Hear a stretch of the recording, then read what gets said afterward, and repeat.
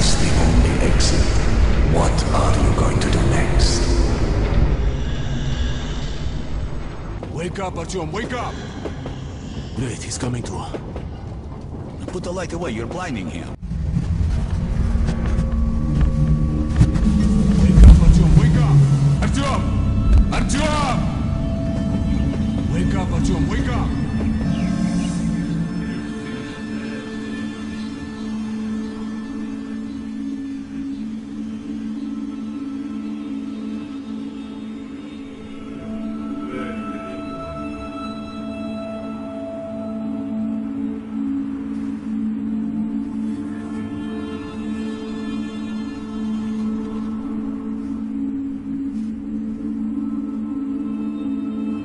I don't know whether I was right or wrong. I guess I'll never know. But I made it. And I guess I should be thankful for that.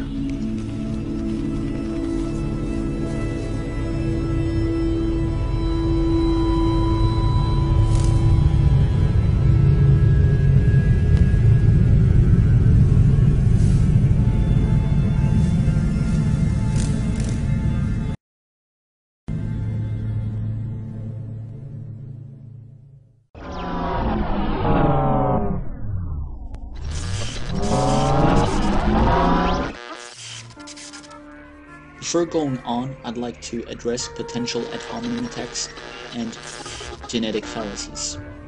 The truth value of statements and evidence is a secular from the messenger.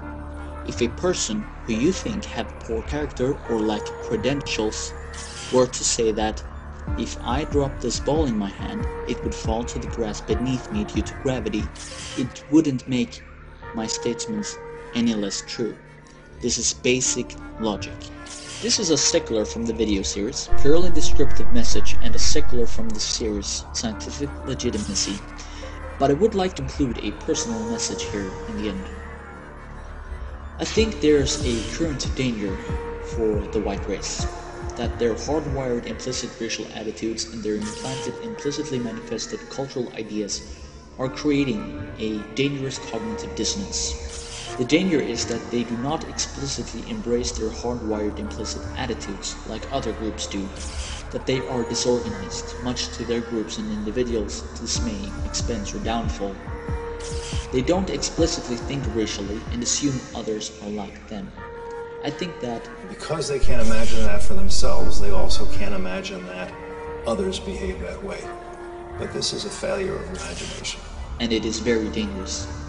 You have already been used, and most people know that you're all weaker because you are divided and disorganized. The white man's world, we feel, is coming to a close. Important organizations will go on to become lawyers and teachers and doctors and members of the U.S. Senate to replace those old white men.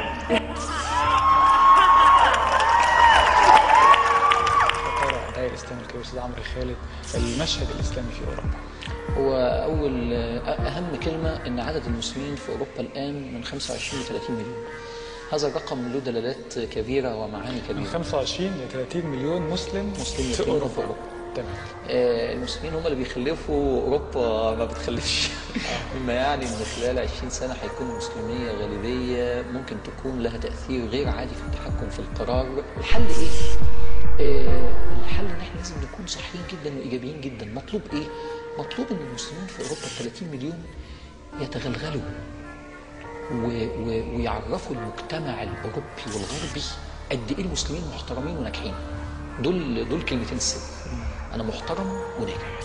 لو ال 30 مليون نجحوا ان يتجنبوا الاستفزاز ويحولوا طاقه الغضب من اجل رسول الله صلى الله عليه وسلم ومن اجل اساءة الاسلام لان هم يتحولوا لاجهزه اعلام متحركه، ان كل واحد فيهم يقول انا سفير الاسلام، ويتحرك في وسط اوروبا مع جيرانهم، في الشركات اللي بيشتغلوا فيها، في مواقعهم، في الانديه الرياضيه، في كل مكان فيه الشعوب الاوروبيه يستطيع ان يتفاعلوا معاهم ويندمجوا معاهم، ويوروهم اخلاق متميزه ويوروهم نجاح متميز. هتبوظ الخطه وهيستمر المسلمين في اوروبا. واحنا محتاجين 10 سنين اللي جايه دي يا استاذ احمد قوي للمسلمين في اوروبا ان هم يكونوا موجودين قوي قوي قوي. علامات اخرى تدل على ان الاسلام سيظهر الله في اوروبا بدون سيف، بدون بندقيه، بدون فتح. 50 مليون مسلم في اوروبا بعد عشرات السنين سيحول اوروبا الى قاره مسلمه.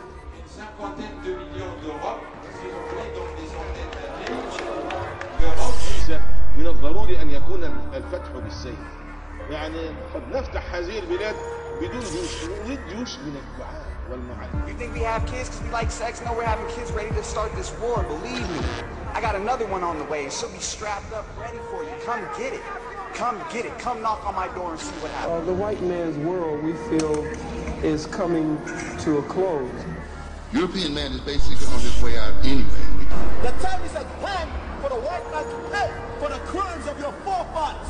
Are you saying that inherently, as a white man, that we should not be able? No justice! What do we want? When do we want it? All right. We're not going to stop. Give your hand. Give your hand. White folks, you're going to have to give up the whole damn country. This country whose parents and whose adults have misspent its treasure.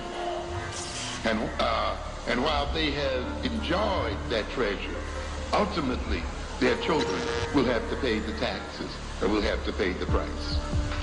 And the Orientals are going to be much more vicious than the Europeans. They don't have a liberal philosophy that you can use against them and a constitution that you can throw at them. They don't have that liberal image that they try to protect like the white folk that you used to tie them up with.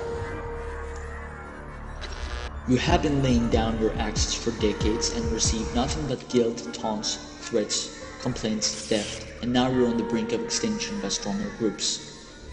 You expected reciprocity, loyalty in return for your humbleness, but you have not been getting it, and I don't think you will. The dangers by fighting racism is that you are unarming and weakening yourself for stronger opponents. Even if I wouldn't want to explicitly see race as an issue, there's far more than enough people who would not share my perspective and on the contrary see me as an unfairly privileged white man. The circle is made. Those who try to secularize themselves from this rule are running a greater risk of being forced to be pushed aside purely socioeconomically by new, more self-aware groups taking away their assets. Likewise, when diversity breeds tensions like a pressure cooker and the temperature is rising and old scars and tensions burst up to the surface and get themselves manifested in race riots or worse, racial civil wars, who will have your back and where will you run the lowest risk of injury? Not behind unpredictable enemy lines. I'd also like to point out that racial voluntary separation is inevitable if you allow for freedom of association, which includes freedom of disassociation. Racial separation in the physical sense of where individuals will have their home property is vastly different from racial isolation in regards to the market of ideas. Racial voluntary physical separation has nothing to do with the marketplace of ideas. For example, the modern Japanese who discriminate the Ainu or want Ganis out. The essential point here is that the Japanese are a homogeneous society and they do have a purity handle. They do believe, and for the United States point of view, you might find this offensive, but they do believe that their strength is in their racial purity. Let's be quite frank about that.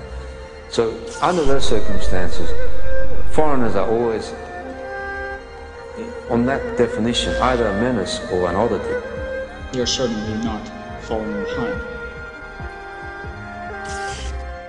While a country such as Brazil see its slums grow bigger and bigger. With this said, I wish for the white race that they would become more healthy and vital again, that they would embrace their implicit attitudes and become more brave and honest.